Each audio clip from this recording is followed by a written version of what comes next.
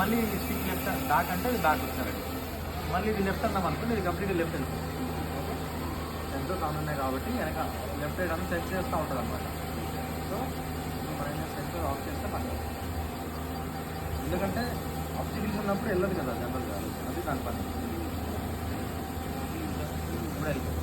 So మళ్ళీ right అంటే right, నేను అది ఆన్ చేయాలి, ఎందుకంటే ఆన్ చేస్తే అవుతుంది. అంటే దగ్గర ఉన్నప్పుడు మనం దీనికి ఆబ్స్టికల్స్ కదా, అందుకని వెళ్ళదు. సో ఇప్పుడు మీకు అర్థమవుతుందా, ఇది ఫార్వర్డ్ బ్యాక్వర్డ్ లెఫ్ట్ రైట్. ఇదేంటంటే ఇది ఫార్వర్డ్ అంటే పైకి, ఎందుకంటే కింది, ఇది లెఫ్ట్ అంటే టర్న్ లెఫ్ట్ అవుతుంది. ఓకేనా, టర్న్ లెఫ్ట్ అంటే ఉన్న చోటనే టర్న్ లెఫ్ట్. ఇప్పుడు రైట్ అంటే టర్న్ రైట్. ఓకేనా.